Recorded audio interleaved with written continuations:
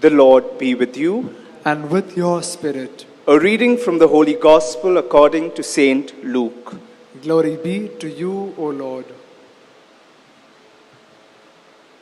At that time, great crowds accompanied Jesus, and he turned and said to them, "If anyone comes to me and does not hate his own father and mother, and wife and children, and brothers and sisters, yes, and even his own life, he cannot be my disciple. Whoever does not bear his own cross and come after me cannot be my disciple. For which of you, desiring to build a tower, does not first sit down and count the cost, whether he has enough to complete it? Otherwise, he has laid a foundation and is not able to finish. All who see it begin to mock him, saying, 'This man began to build and was not able to finish.' Or what king going out to encounter another king in war will not sit down first and deliberate whether he is able with 10,000 to meet him who comes against him with 20,000? And if not, while the other is yet a great way off, he sends a delegation and asks for terms of peace.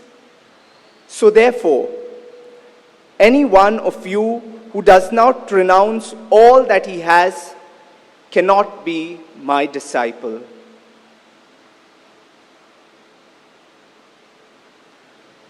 The Gospel of the Lord. Praise to you, Lord Jesus Christ.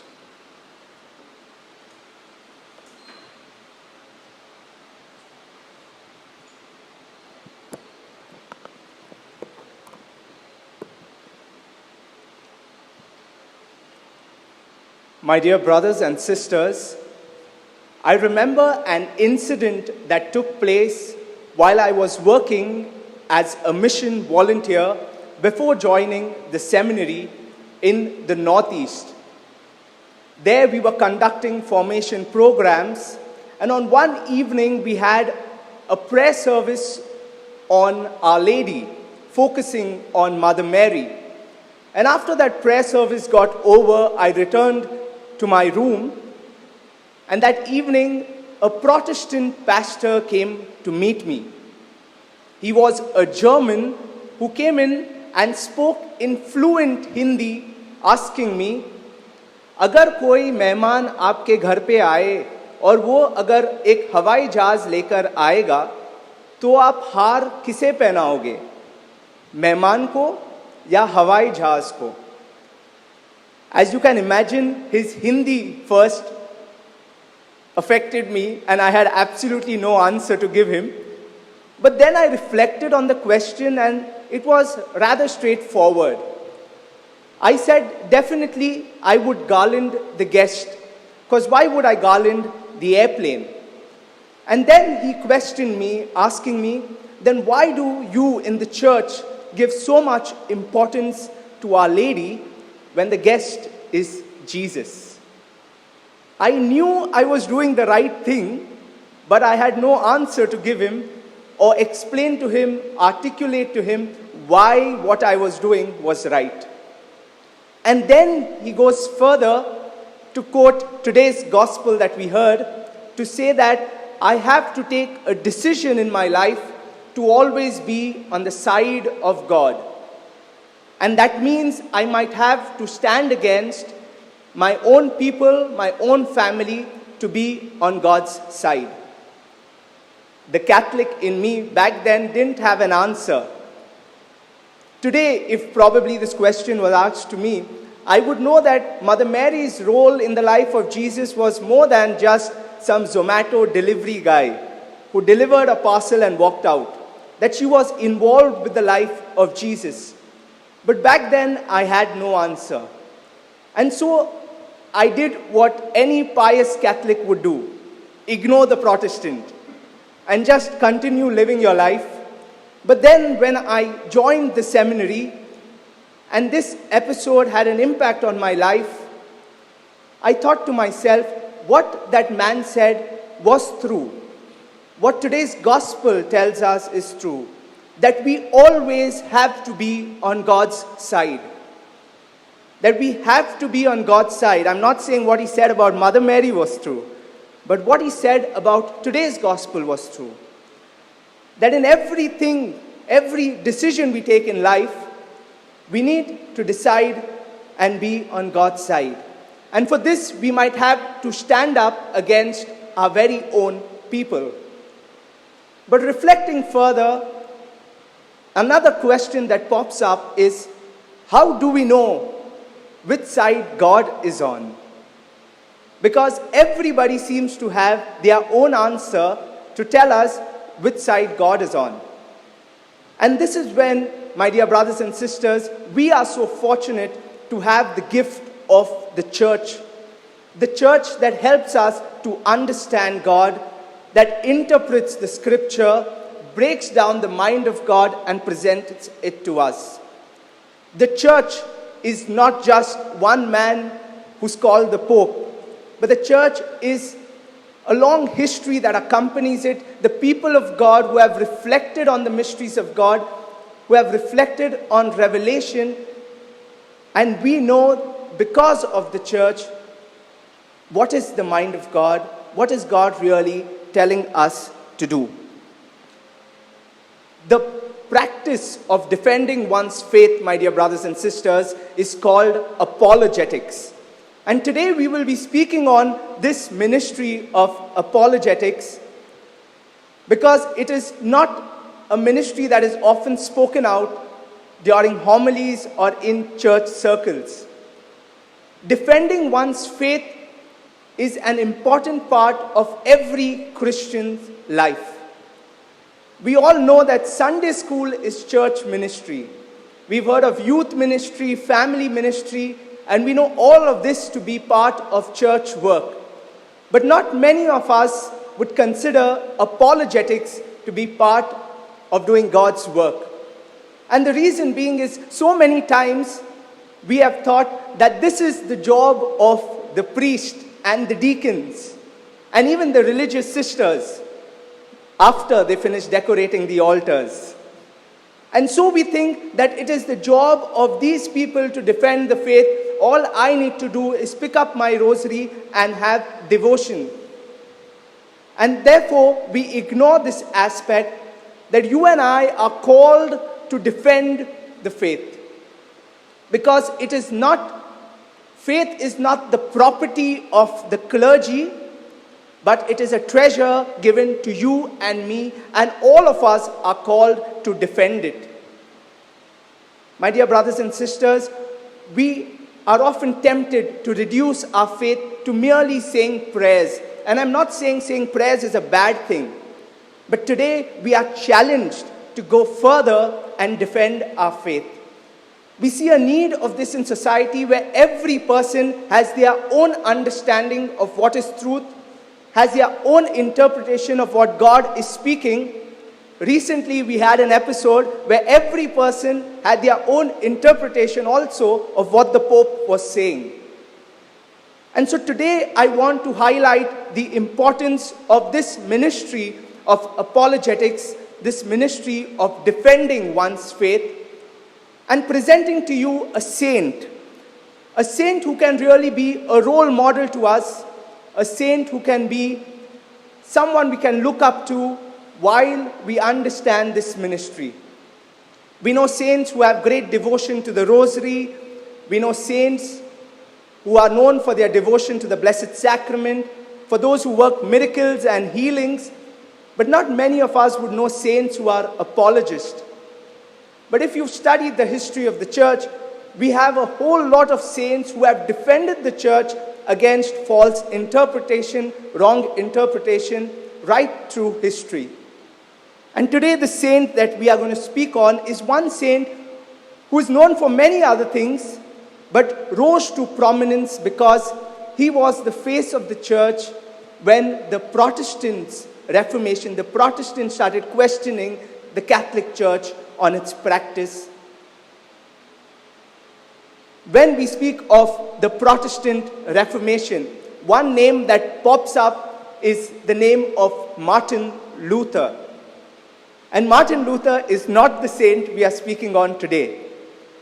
However, most of us would have a very negative image of this man because we think he's the person who divided the church.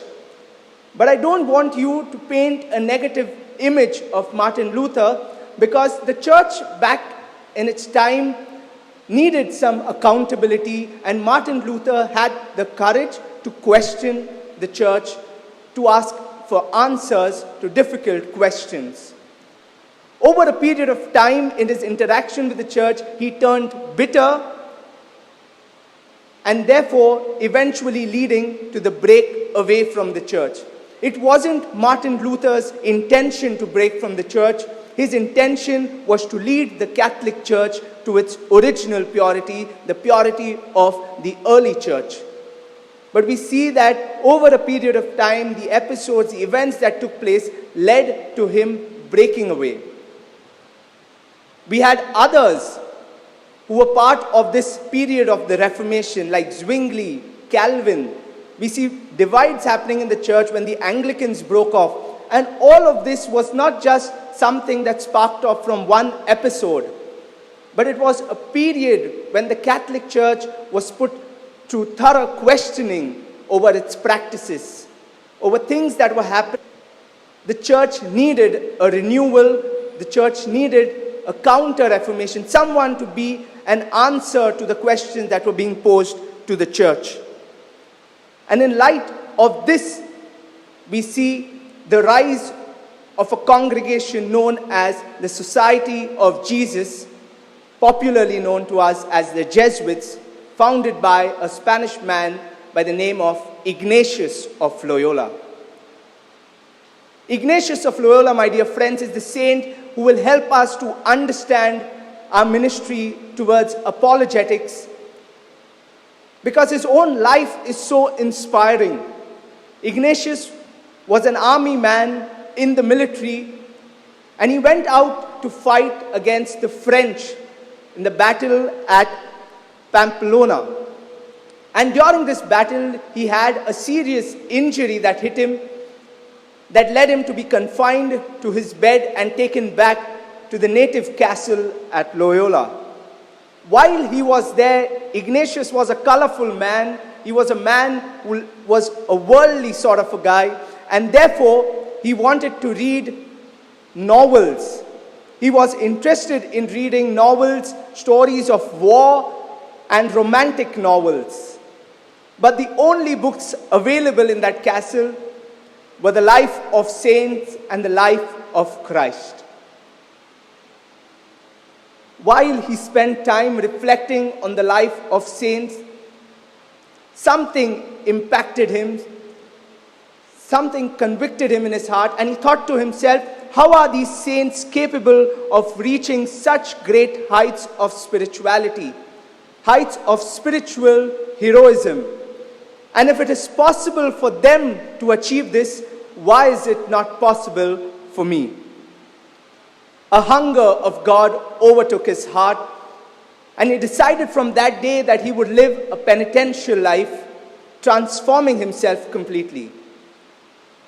He moved later to study the faith in Barcelona.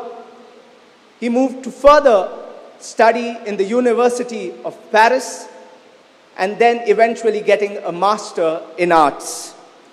It is there that he met his companions who were like-minded like him. The most famous is Francis Xavier, whom we all know, and they were the sets of the first Jesuits that we found. The Jesuits, my dear friends, were men of the church, the defenders of the faith during times where they were questioning, during times when there were doubts about practices happening in the church. And in this light, Ignatius comes forward as a man to defend the church. The popular book that Ignatius has written is known to all of us, the Spiritual Exercises, which is used at retreats, used for spiritual direction, But along with the spiritual exercises, another book that is very important that Ignatius wrote was Rules of Thinking with the Church, which presented answers in favor of long-standing practices that were being questioned by the Protestant Reformation. My dear friends, the work of the Jesuits during this time needs to be highlighted because it was a time when the church needed someone to go out and defend the faith. They needed a spirited defense of the faith, and the Jesuits came to answer to this cry of the church. Ignatius was the answer. He was a man who stood up and took this challenge. Most of us might be tempted to keep Ignatius on a pedestal and say, yes, it was possible for him. But just imagine this man injured in bed while reading the life of saint, fighting two things: the laxity and the carelessness of the clergy from the inside of the church who had taken the church for granted, and the questioning, the challenge of the Protestants from the outside of the church. And Ignatius became the defender of the faith. He became the response of the church. My dear friends, if you read the life of Ignatius, it is very clear that he highlighted charity to be key while you defend the faith. That while one defends the faith, you need to be charitable. Your motivation, your intention should come out of the love that you have for the truth and the love that you have for the other person to experience this truth. He highlighted that when you go further to reform, you must begin by first reforming your own life. And so if you and I need to be defenders of the faith, we first need to begin by defending our own souls against sin.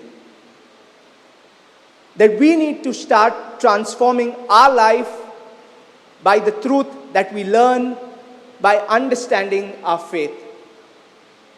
Praying is very important. Having devotion is very important. But if we get stuck at that level without growing in our understanding of who is this person of Jesus, without knowing better who is God, then we've got stuck at a particular level. God is asking us to grow in faith, grow in relationship with Him. My dear friends, while I speak of defending the faith, I'm sure most of us must be thinking that defending the faith will be like arguing, shouting at one another, something that we see on the news channels that happen every day. But defending the faith, according to Ignatius and taking his life example, can be a journey to holiness. Because while we defend the faith, we first transform our own lives. We don't understand the faith intellectually. We don't just defend the faith to prove how smart we are or how wrong the other person is. But we defend the faith because we treat it like a treasure that is given to you and to me. So if we do this defense of the faith, if we are answering questions of the faith, but we are doing it with anger, looking down on the other person, thinking that this person knows nothing, then we are not defending the faith with the spirit that Ignatius is teaching us today. At times we have reduced our faith life, we've reduced our understanding of studying the faith to merely by-hearting prayers.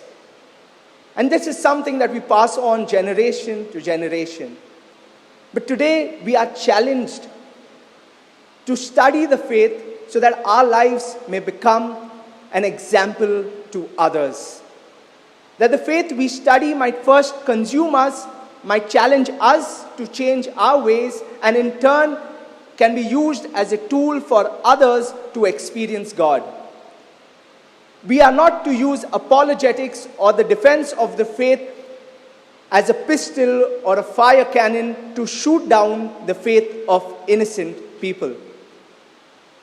I remember after doing all my studies in the seminary, at one point I went home and, like a smart guy, was trying to show off my knowledge to my mother. But while I sat there and I was thinking to myself, with all my theology that I had studied in the seminary, not for once could I say that I had more faith than my mother did. I knew more about God, I understood the theology behind it, but I'm sure she had much more faith in God than I did. And so Ignatius today challenges us to balance both the intellectual understanding of our faith and the trust that we have in God, a childlike faith. My dear brothers and sisters, it is time as the Catholic Church, it is time that you and I start eating solid food. Because too long have we been stuck on having spiritual milk. And this has led to a spiritual diarrhea in the church. And it is time that we confront this issue, that we make effort to use the resources in the church, the various training programs that we have in the church. I know that, at the beginning of the year, when there are training programs, there are certain sessions being arranged, the priest literally goes hunting for people who will go and attend this program on behalf of our church. And one reason being that we know that once Father catches me for this program, he's going to call me back and harass me to help in the church. And I'm not even denying it, there might be some truth to this. But while this is true, can we be open to understand our faith, to grow in our understanding of who is God, so that we may be transformed first, have charity in our heart to go further and correctly answer the questions that people might have about their faith. At this Eucharist, my dear brothers and sisters, let us today pray in a very special way for this ministry of apologetics. Let us look at the life of Ignatius that stands out today as an example that a man with great charity decided to defend the church when the church needed him. And today let us pray for all those involved in the ministry of apologetics, that you and I may also be defenders of the faith. We might not defend the faith by shedding our blood, because not many of us might be called to martyrdom.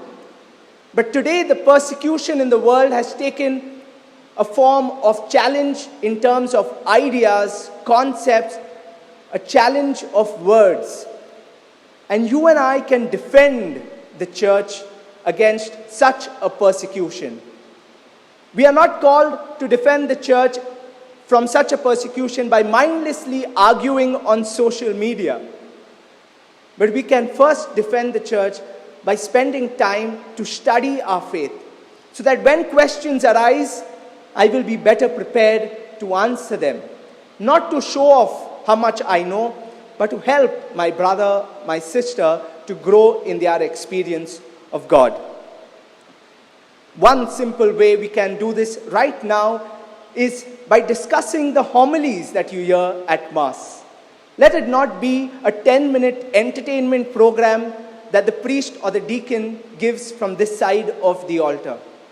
But after the Mass is over, can you discuss in your families what was it that appealed to you?